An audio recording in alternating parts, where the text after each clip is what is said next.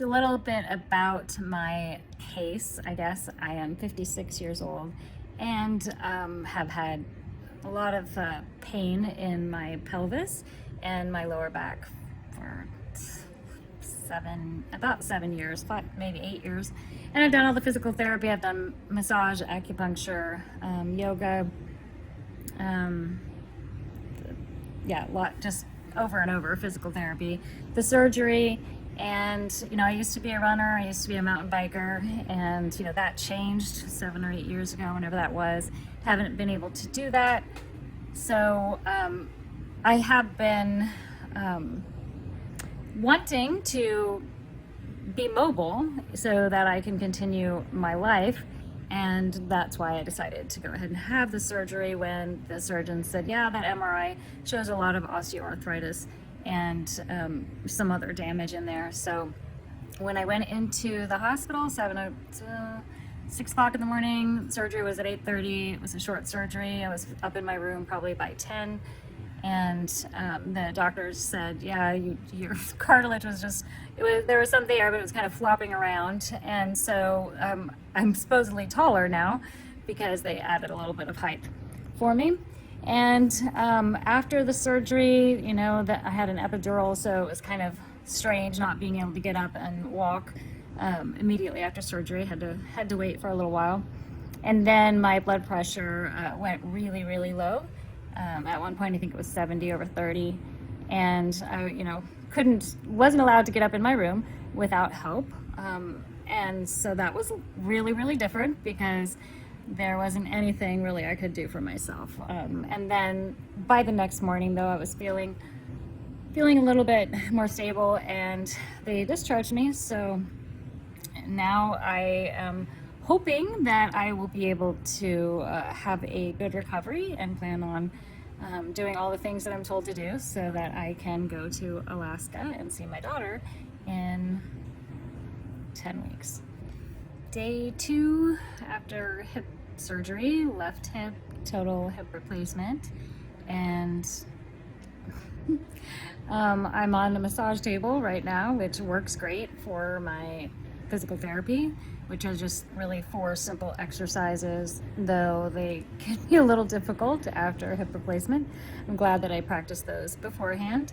And also I've had a hip surgery before, and that was 3 years ago, and that was FAI, and that was to go in and kind of clean out some things, shave off some bone, and to tack down the cartilage. And that was harder than this, for sure. This time, just the total hip replacement, going in there and putting in a whole new joint. So just checking in here, I have got a lot of swelling today. Had started yesterday, the day before, but it's much worse today. Problems with the TED hose, causing some more pain in my feet, actually. But just taking Tylenol and a little bit of tramadol, since the other stuff really doesn't work for me. And I checked out of the hospital, one night in the hospital, checked out yesterday morning, came home and felt pretty good. So, I overdid it. I stood too long in the kitchen, and I think that's why I had a lot more pain and a lot more swelling. So day 3 post total hip replacement, left side, and just have taken Tylenol today and spent a lot of time with my feet up and doing my physical therapy. Still, having a hard time kind of getting around the house, able to do it, but taking slow and steady, and really wanting to make sure that I'm helping make this a sustainable thing so that I don't have issues. Anyway, it's hard for me because I'm a very active person. So I've been writing, I've been reading, listening to podcasts. I cannot bring myself to turn on the TV. So maybe I'll get to a point and I'll report here tomorrow and let you know. day 4 after total hip replacement on the left side. And mind you, like I had lots of pain before. So pain after surgery really doesn't feel that significant. You know, it's pain, but it's different, and you know, I know that it's temporary. Other than unlike the chronic pain that was happening every day, all day before. So, in elevating my legs once again, I've been walking around, you know, the house and going outside for little short walks around the driveway, and haven't taken any narcotics for a couple of days. Last night was a really long night in bed. These THRs suck. And the thick ones especially. So if you have fibromyalgia, I'm guessing that's what my problem is, or any sort of feet issues, a neuropathy, or bunions, or any of those fun things, oh my God, like that's what I freaking need narcotics for. But instead, like I just tried to, you know, buy some different hose, and I'm trying those out because I know it's important to wear the hose. But man, when those suckers come off, you know, during a shower or, you know, just for a break, it's like I get my life back, you know? So anyway, physical therapy still going good. And, you know, maybe here in a couple of days, I'll add some more exercises and actually go into physical therapy next week.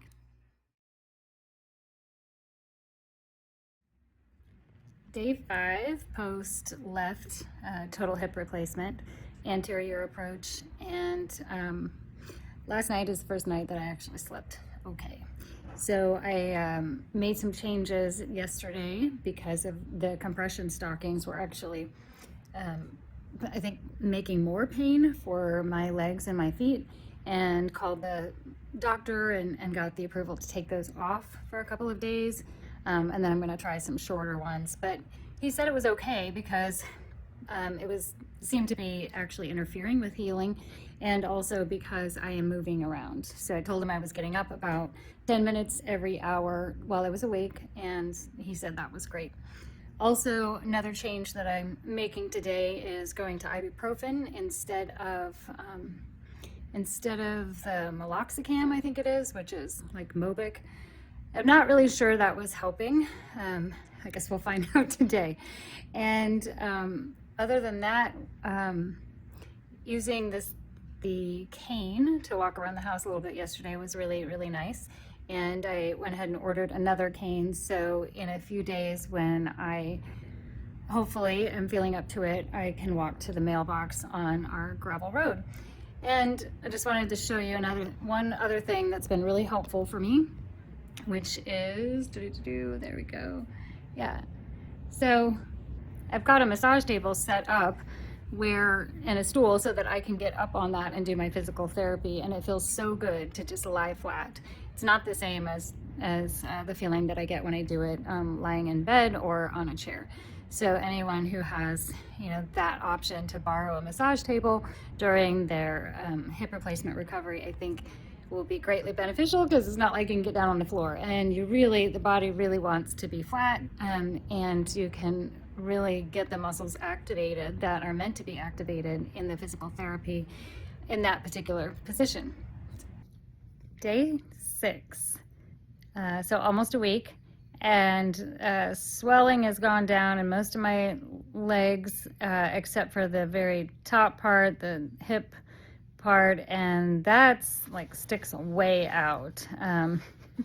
It looks like I have a growth on the side of my body, which the physical therapist said, yeah, that's a little bit more than normal, and he gave me some things to do. So today went into physical therapy and work with a person that I've worked with for many other physical therapy issues. And, you know, so it's really good, you know, having a good relationship with a person that is going to help you with physical therapy, I think is very, very important, because they know, you know, potentially some areas where you might need a little support, as in pushing or reminder to pull back. And also, I like having a physical therapist who is older. I'm not trying to be age discriminatory here, but I didn't have any physical issues to speak of, that were, I mean, yeah, I had issues, but nothing that like just would kept me from moving, until I was 47 years old. So I don't know what you can know without lived experience. I understand that education goes a long ways, experience goes a long way with other people, but personal experience in an aging body, for me, I kind of want that, in a doctor, in a person who, is helping me in any of the areas that's kind of on my team. So having, did some things during PT, and then my therapist told me when I get home to make sure that I'm really laying down and elevating that leg more than I have been. So I've been elevating. I'm in the recliner a lot. I'm on my massage table a lot. Like I'm in my bed with my leg on a pillow, but perhaps not high enough. So I set up some pillows on the couch over there, and then that's what I've been doing, about once every couple of hours, just going over there and putting my leg up higher. So other than that, the sleep was good last night. Depressed in some ways, like I want to go for a walk. I need to be outside, and I also need to not screw up my bone and screw up the good work that my team has helped me with. So, just a struggle. But also, I still think it's going to be worth it. Day 7, and I want to talk about some of the things that have been really helpful for me. And we'll start with this little guy here. That's so that you can put your sock on the surgical leg, and the other one, depending on what's all going on with your swelling. And then we also have this. If you have, like me, if you have any wrist issues, then it's going to be helpful to, I think, have some of this, and then you can just wrap your wrists so when you're using your cane and when you're using your walker, like your wrists are going to feel it. So, and then I also have this little guy here. This comes together. So this is because I have tailbone and sacroiliac kind of, I don't know what you call them, but anyway, it's issues. And I go to a chiropractor pretty frequently, and that really helps. And I do other PT stabilization things that help. However, I still have kind of a lack of stability in that area. So you can lay on this, but again, it may not be recommended by your doctor. So you might want to check on that, because you're not going to the chiropractor after you're getting a total hip replacement for a while. I'm guessing maybe I'll go I don't know, at least 2 or 3 weeks. But I'm going to check with my doctor first a week from now and find out what he says. And then, of course, having a cane around the house. I didn't use this at all for the first few days, and then I started using the cane a little bit. It helps, for me, it helps my wrists a lot, and it actually helps my posture is better. Now, this little guy over here, this walker I have, I love this. This feature is super awesome because I can carry things around the house and not have to worry about it. I am kind of like, I got some issues with cleanliness, meaning that, and organization, meaning it can drive me crazy to sit still and not feel like I'm organized. So I like to be able to move things where they need to go. And this is a necessity, because if I find something on the floor, then I can, like even this pillow, I think I can move that. Yes, I can move that pillow. So it's really, really great. Problem is, you need more than one. You need more than one of these if you have stairs. You need more than one of these, just every every room that you could imagine. Because every single time you drop something, if you're like me, well, and actually anyone I think who wants to make sure that their path stays clear and you don't have someone 24/7 clearing the path from everything you drop, then you're going to want to have these in every room. I bought a different one on Walmart or Amazon, and this one at the hospital that they gave me is better. It's shorter, but man, that thing is really, really good bite. When it drops though, because it's going to fall on the floor, then what? How are you going to get that, right? So then you can use various things here. I know, like I had an anterior approach. My doctor said that I can lean over 90 degrees. Yeah, I don't feel like doing that right now. So straight up, I am going to get this closer to me, and then I'm not going to spend all of your time showing you how I'm going to do this, but it's not that hard to get it back up as long as you have more than one little tool. And then these deals, I'll talk about these. So I also have shoulder issues, and boy, maintaining stability while I'm using the walker, while I'm using the cane, and even just you're using your shoulders to get in and out of every single situation that you're in. I don't know how long this is going to last, but I'm guessing a couple of weeks. And so, I'm not hitting the weights hard by any means. I started a few days ago and I'm just doing just gentle things, the stabilization things that I learned at PT for my shoulders. Last thing I want to talk about, if you are like me and you've got any knee issues or foot issues, this is gonna kind of suck, okay? So, what I mean by kind of suck, if you've got knee and foot problems on the surgical leg, is the things that you maybe were using before that would help you, like a knee compression sleeve or something, or an ankle or a foot kind of, I used to wrap my foot and ankle almost every single day, and that really helped me stay stable. You're not doing that, right? You could try to get someone else to do that, but you're not going to do that during your recovery. So thinking about that ahead of time is really important. Other than that, day 7, I've one more day of antibiotics, and still got a lot of soreness, but I'm able to get myself dressed because of my tools.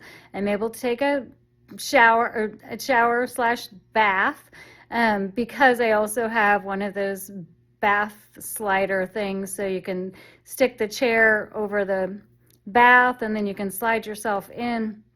I think it's probably going to be a few more days before I could actually get over that with my surgical leg by standing, because think about it, when you could get the other leg over, right, but then you're going to have to place total weight on the surgical leg to pull that thing over, or while you're pulling your other leg in, depending on which one it is. So I honestly thought I would be farther. I'm not.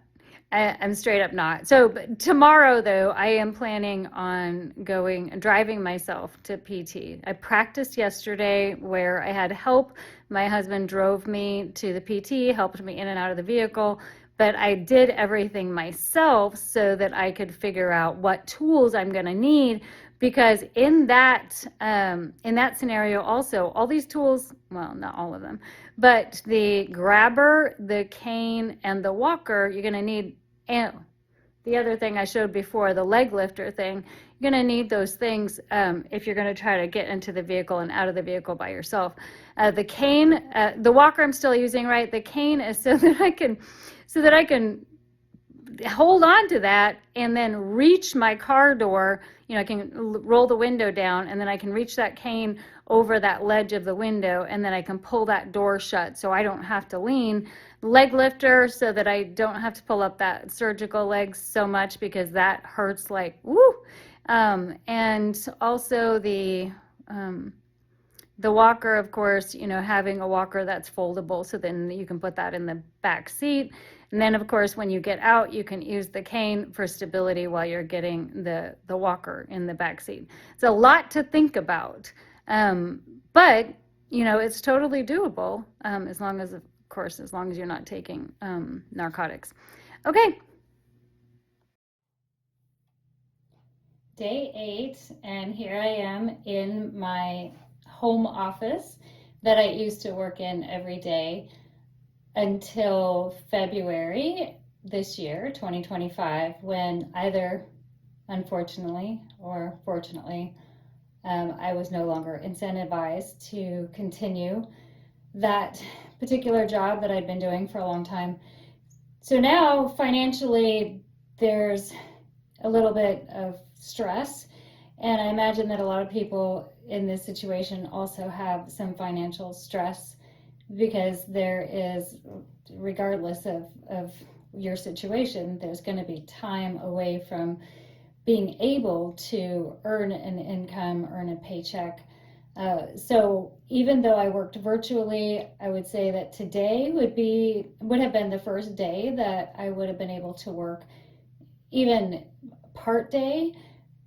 And that's because I've been focusing and needing my cognitive function for the other things. Like, it's all consuming. Okay, is it time to drink water? Is it time, to take my medication stuff? Is it time to do PT? Is it time to ice? Is it time to elevate?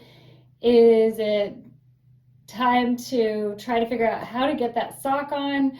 You name it. Like, there's so many things that you're going to need to do, even though you can't do much, that it's going to take up that space. So as far as doing, cognitive things, the most I've been able to do are these videos and some like light reading, light writing, and I still haven't watched TV because that stresses me out even more. But I have airline tickets to make. I need to make reservations for a trip at the very end of August, which is one of my motivations to do the best healing that I can. And I am unable to make that reservation yet, to give you an example of the complex processes that might be more difficult. Because making an airline reservation is pretty easy, right? But then when you consider, I need to make sure that I get the best flight connections at the lowest price, that I have the seat that I need on the right side of the aisle for my surgical leg, and that that I'm going to be able to cancel it if I need to. Like, all of these things, that's too complex for me right now. Maybe tomorrow I would actually be able to do that, and I hope so.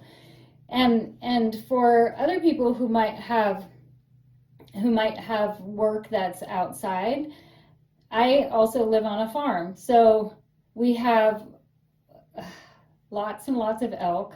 They're calving right now, so we're getting up to about 200 head. And so I have been unable to go outside in the gator and go out and check the cows with my husband, which has been very difficult for me because I really enjoy doing that, and I'm able to help a great deal when I can do that. But even more frustrating is when some of the calves that are sick or not doing so well come inside the house. I'm not able to bottle feed or give them electrolytes, or even, get close and provide them comfort, because I'm not getting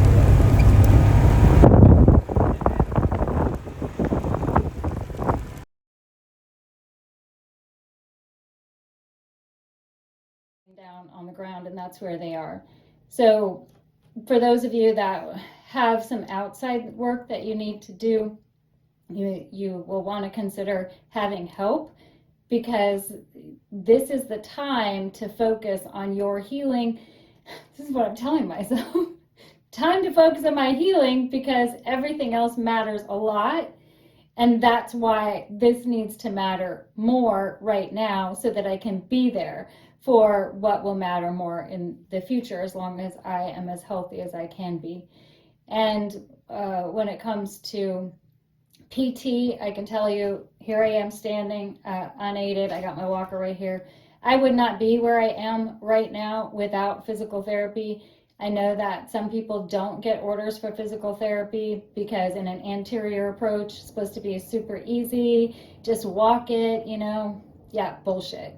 I call bullshit because I'm pretty active person beforehand, and a body is a body and it needs help, and most of us don't really know exactly which particular movements are going to help us the most. Yes, they're standard ones, but when you go to a physical therapist, they're looking at you as the whole person, and they're seeing what is your greatest challenges, and that might not be in your hip right now. So everything that is supporting your hip, which is the rest of your body, needs that time as well to kind of get online. And other last thing, if you have any animals, that's something to consider as well. I have 2 cats, and I have been able to, since day 1 of coming home, to feed them by using my grabber and bringing the grabber, the dishes up to the counter, and then putting the food in, and then the grabber putting it back down.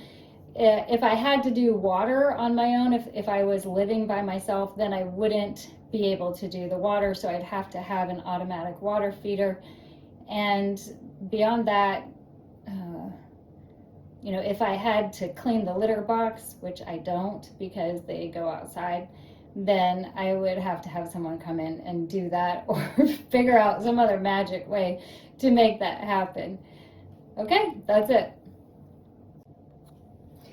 Day 9, and reporting that my swelling is still pretty significant. So on my surgical side, I had swelling almost immediately, and then of course in the hospital they x-ray again after surgeries. Oh, everything's fine.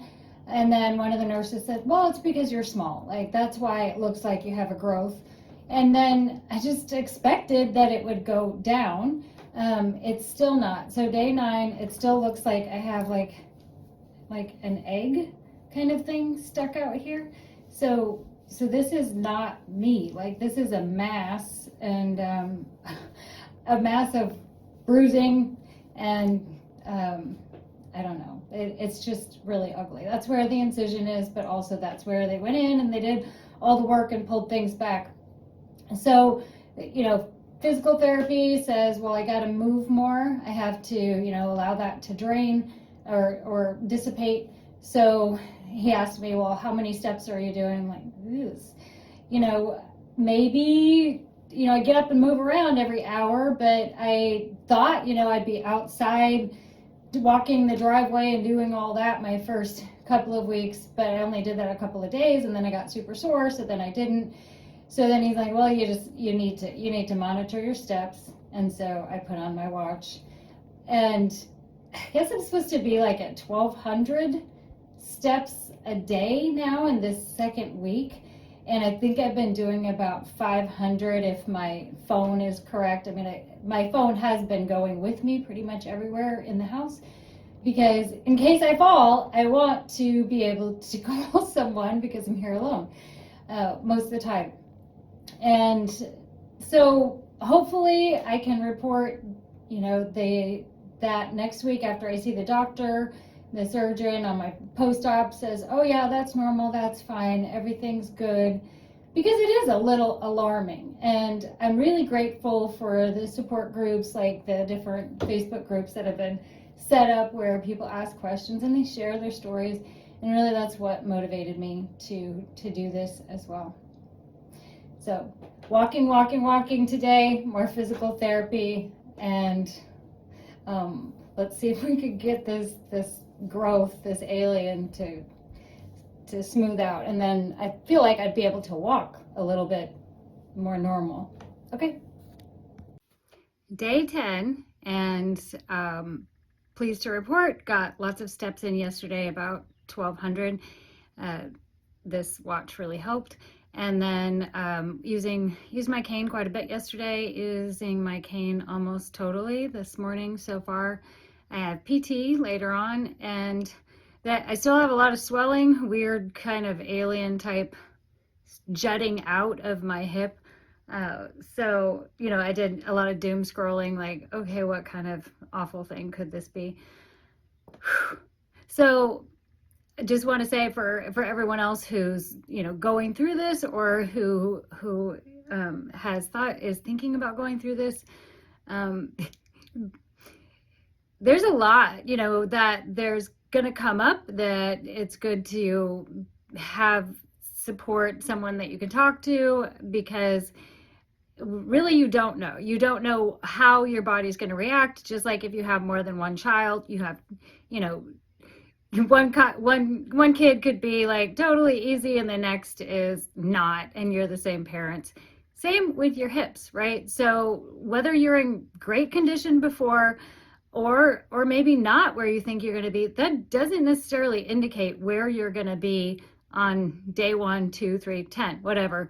And if you get both hips done, doesn't mean you're not going to have the same experience probably with both hips. So just want to kind of say, sanity check. There's a lot that's going to happen as far as your individual journey. And so putting things in place where you can, get a sanity check from other people before going down the rabbit hole, or like spiraling on the internet for all of the terrible things that could happen. And just I'm going to start doing videos maybe once every few days. So I'll do 14, the first 14 days in the first video, and then I'll do like each week, because when I was looking at videos before my hip surgery, it was weird. Like I wasn't able to, I wanted a day by day to kind of give me an idea of what could go right, what could go wrong, like what to expect. And I couldn't find that. It was more generalized.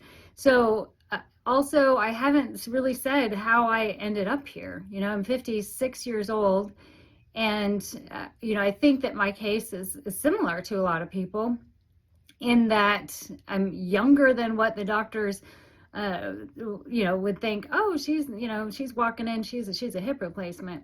No, they didn't want to do it. Because starting when I was, I think, 47, I had to quit running. I had to quit mountain biking. Like a lot of things I had to quit. I had to adjust. I'm a yoga teacher. Like I pretty much modified everything that I do. And they're like, well, you're too young. You're going to do, you'll get over this. Here's an MRI, here's an X-ray. Yeah, like you got some things, but you're aging. That's fine. But like, this is my life. I'm trying to figure out how I'm going to have a good quality of life going forward. So, did the shots, and they were inconclusive.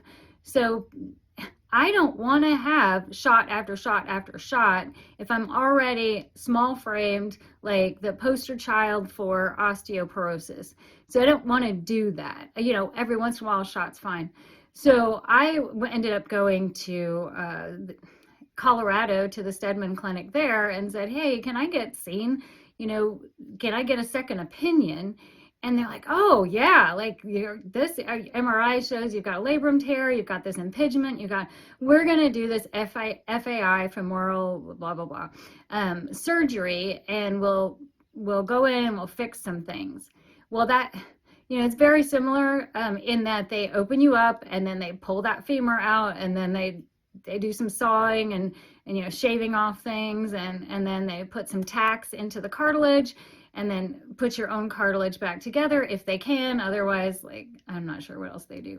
But man, I came out of that thing in so much pain, and in, what was it, 4 weeks, in a brace that went down my legs all the way up my body. I'm supposed to sleep in it and everything else, because there was so much risk of damage. So this is totally different, this hip replacement, and anyway, backwards. So now I come back to, I mentioned earlier, came back to my doctor here locally, and he's like, oh yeah, you're ready for a hip replacement. 3 years after going through that hell. Again, like, all people are just human, and you do the best that you can. And so I understand that. but want to talk to those people who are around my age, 50 some years old, or think about doing this FAI surgery, maybe get a second opinion on hip replacement. I wish someone had said that to me, but I just trusted that someone would tell me, like, hey, this is this would be better for you. I was going in, the reason I couldn't walk, I couldn't, or couldn't walk normally, couldn't run, couldn't bike, couldn't do normal movements, was because I had such pain in my pelvis and also in my quad, down all the way down the back of my leg, a lot of nerve pain, IT issues, like things that collectively made everything that I did throughout the day a decision as far as how am I going to prepare for that pain, which is no way to live. So how did I get that? Everyone's like, did you have an accident? Like, why do you need a hip replacement at this age?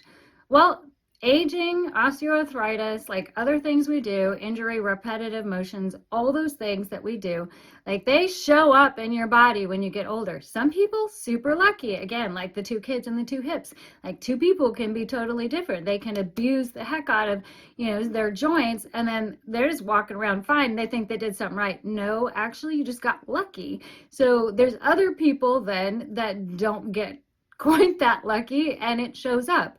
For me, I was a soldier, and during that time, 18, 19, 20, 21, 22, 23 years old, I was in a very physically demanding job, and I was like, hoorah, like I love this. I'm 5'3", 100 pounds, no problem. Like I'm gonna do all the things all these other dudes are doing, because that's gonna help me, I don't know, prove myself to myself, survive, like lots of different things. That who knows? Like so many collective issues, right? So then later on, I did basically nothing for 10 years, because after I got out of the Army, I was like, ooh, no, like I need to like hunker down and take care of myself and close myself in. I did basically nothing. And then when I finally came out of that, I was like, oh, I want to get back to some of the things that I loved about the Army. And then I started running, and when I was doing all that, honestly, I was the strongest I've ever been in my life. So it wasn't those things that caused it, meaning the mountain biking and the trail running. Those things didn't cause it, because I was never as muscularly strong as all over my body as I was then. So that actually probably prolonged me from needing to have that. Okay, talk to you later. Day 11, and today is a day that I had a choice to go to an event.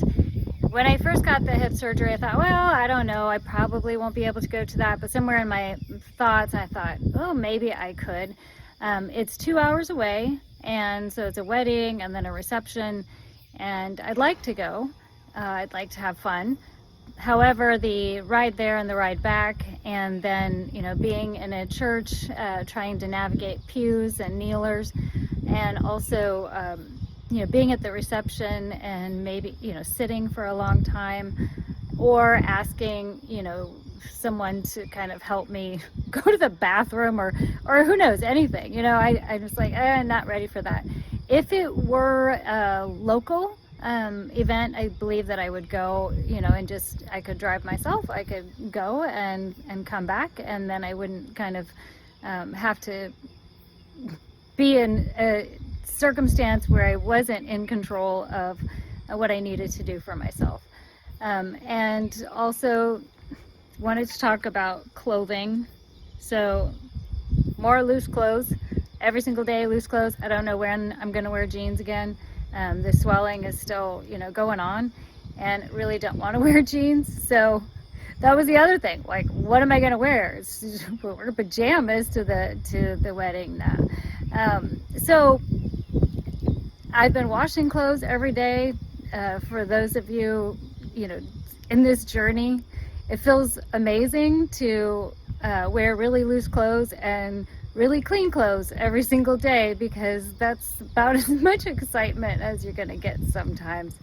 And then the last thing is, I decided today to go for some kinesiology tape. Probably can't see it. My knee and thigh are just hurting so bad, my foot as well. So, I'm gonna see how it works. I've done it before, and it helps out. I don't know in this situation whether it will or not, but I did walk a lot yesterday, and that helped. So I'm gonna try to walk a lot more. And what I mean by a lot, because I didn't know before surgery. Before surgery I was walking, I don't know, about 5 miles, a day, 3, sometimes more miles a day, and it hurt, but also because of my other issues, walking then helps those. So um, when I was looking at videos before the surgery and people were talking about walking, like, what do you mean? Like, how far? Dude, like 0.7 miles all day yesterday, the whole day, not at once. So today I'm going to see if I can go for like 0.8 miles all day long, make a little bit longer walks here and there, and more steps throughout the day, but not overdoing it. Hey, it's 2 weeks post-op appointment, and just came back from that. The x-rays that they did showed that everything looks perfect, and that I had an opportunity to ask questions and raise concerns at the appointment. And I had a whole list, so that's what this is. I asked about taking ibuprofen, because I've been taking some other anti-inflammatory that they prescribed, and I'm not sure that's working as well as it could. And they said, yeah, that's fine. Said I might need a little bit more tramadol. I think having one every once in a while, if I find out that I've kind of overdone something, is very beneficial, which I'll talk about after the questions. And then asked about when can I go to the chiropractor, and the answer was, wait till your 6-week follow-up. And then asked about massage. Yep, you can get massage, just don't manipulate the hip area. So you can do like some lymphatic drainage and that kind of thing on the hip. And then I talked about the pain that I'm having in my knee and in my foot. Those are issues that I had before the hip surgery, and so I just kind of wanted to know, like, what are my options, because I feel like potentially that pain is worse than the hip pain, actually. So if I'm able to somehow help that kind of get through this recovery process, then it would be really beneficial for my body and for my mind. And he said, wait till the 6-week follow-up and we'll talk about it. There's an option for the knee, do an injection, or look at total knee replacement, or do both and then space them out. And then as far as my foot goes, he said, yeah, you're gonna want to see how everything evens out once you're walking normally, because things might change for you and they might be for the better, which makes sense. And then I really wanted to know about the quality of my bone. So I mean, that he saw it, right? He opened it up, he sawed off the top, or the doctor, whoever, like, they took that piece out, they saw what it was. I'm concerned about osteopenia. I'm right borderline osteopenia, osteoporosis in that left femur, which is what they were working with there. And he said, oh, we've seen a lot softer bone, because we work a lot of times, with 80-year-old patients, which it's a normal aging process for your bone to get softer. While mine, he said, was, softer than, some other people my age or a little bit younger. It was, pretty decent quality, so they weren't concerned about that. But I said, I'm concerned about the integration, because having the strength there is everything, right? It's everything as far as mobility and stability going forward in my life. And he said, yeah, the integration process, takes some time, and that's why you really do want to listen to your body. When it feels like you've done too much, then take a break and back off. But I expressed, a part of that is I always do too much. That's why, that's why I'm here. And then, but maybe now I'll do too little because you told me if I have any pain. Well, I have pain all the time. So I'm concerned then that I will back off too much. And so he said, I'm just going to have to trust myself on that. So what I mean, if you're going too kind of hard and heavy on that femur, the integration, the bone remodeling that's happening, that takes 6 weeks, 3 months, 6 months, to really get integrated in there good with that new piece that they put in there. You don't want to be knocking that loose when it's trying to get integrated, because then you're just setting yourself back. So that's the part that I was most concerned about. So I'm just going to practice some mindfulness. Here I am in my relax room to remind myself to be mindful. And then I wanted to know about any more restrictions that I have, even though I've asked this question like 3 times. Anterior approach, like no restrictions except for extension, which extension would be like doing the splits and surgical leg is behind me. That's the level of extension that's what most concerning. But also the doctor said today, even a lunge with that leg back could kind of go too far. So since I do yoga and I was concerned about lunges, he said just wait 6 weeks to do those kinds of lunges. I'm guessing at PT they'll explain to me a little bit more about doing a split stance, knees down or knees bent, which of course changes the angles so you don't have that extension. And then yeah, I asked about sex. Right now, like, it doesn't, even though I don't have any restrictions, supposedly, besides extension and no chiropractic, sex is okay. I don't understand this. So I wanted to just make sure. Said, yep. So then you figure that out. I'm still going to try to figure it out. Bending said is fine. Go ahead and tie those shoes, do all the things, explain, the anterior approach is so different, and that's why there is that difference of you can bend, because when you're bending, when you're flexing, they didn't go in from the back, so there's no way that that's going to, everything behind here, posterior, is super strong, right? It was just as strong as it was that when you went into surgery, mostly, so they're not worried about that popping out from the back. Now, if you had posterior approach, even if you're super strong, it doesn't matter. Don't bend down, right? And also always follow your doctor's instructions, because they're the only ones that know. I mean, these things they're not like a factory of hips. It seems like it because they can do so many, but every person is different, and only your doctor knows what happened to you during the surgery, and only you know what happened to you before the surgery and all of that. And then swimming.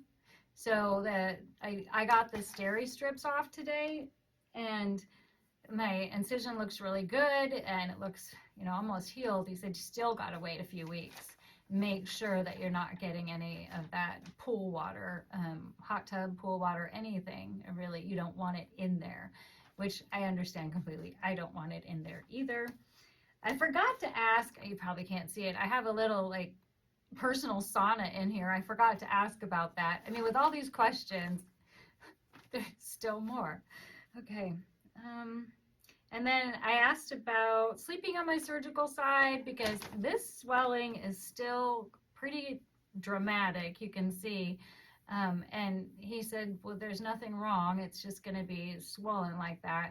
So I said, well, sleeping on my side, would that help, with compression, kind of getting some of that blood that's kind of in there, just really happy and comfortable and doesn't want to move.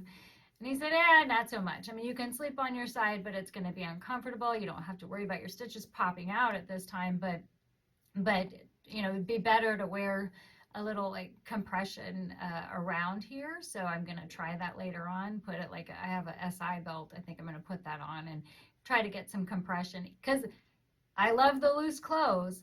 So I'm only going to get compression if I get real specific about it. And then, how much walking? I asked, because I overdid it. Back to the first question on the tramadol. Like, I need more, because the last time I did the video, day of 12, whatever, the last one I skipped yesterday, I said I'm supposed to walk, because I didn't walk far enough the day before. Well, my little Fitbit thing wasn't keeping up, or whatever, that I have a cheap thing, and wasn't keeping up. So I kept looking at it, and it just seemed like I wasn't going very far. So I kept walking. So I walked down the driveway. That kind of hurt the first time. Came back, rested for a little while, and then I'm like, oh, let me try that again. Tried it again, felt better than the first time. Came back and rested a while. I'm like, I still feel good. So let me go for that third time. And mind you, it's gravel, dirt. It's a long driveway. I mean, we're country, rural driveway. And then I still felt fine.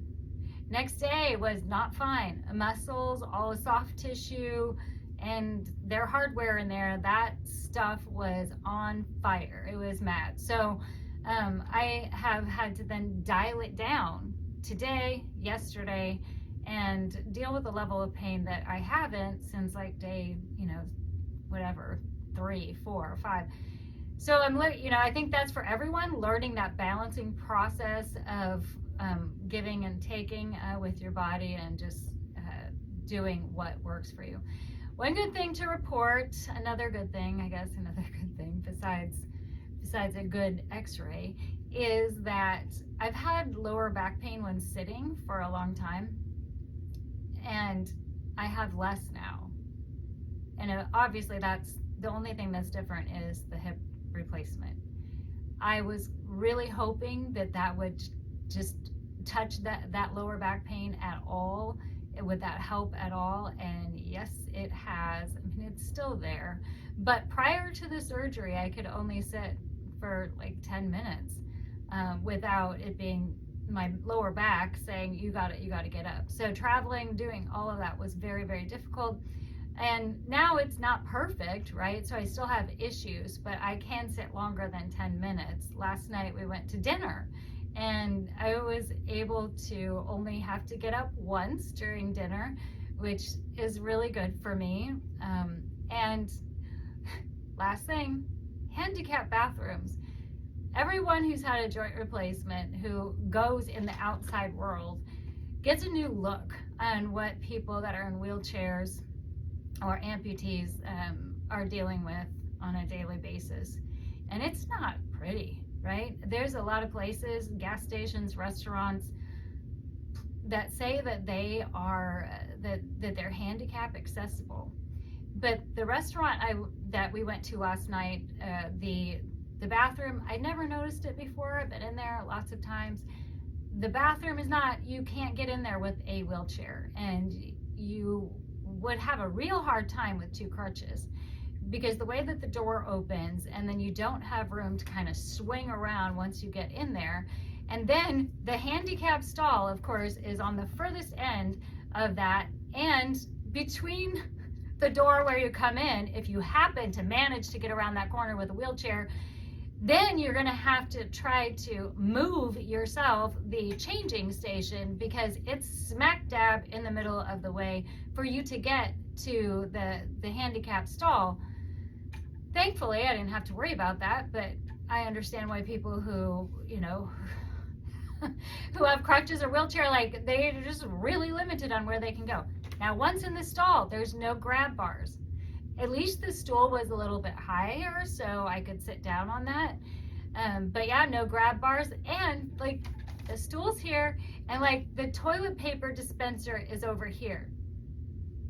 It's like this thing was built for somebody who's like 6'5", who has no physical issues, and here it is in the handicap stall. And yeah, then just trying to get out and wash your hands.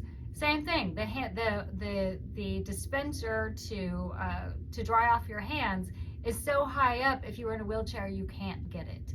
So I hope that everybody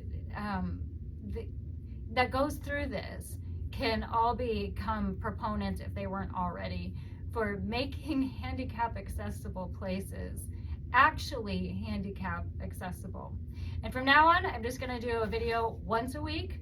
So I'll give the updates and I'll go through week 12 and then probably after that. Because again, I think it's important, it was important for me to understand all the things. When can I yoga? When can I swim? When can I walk? When can I travel? Like, when can I be normal? When can I have sex?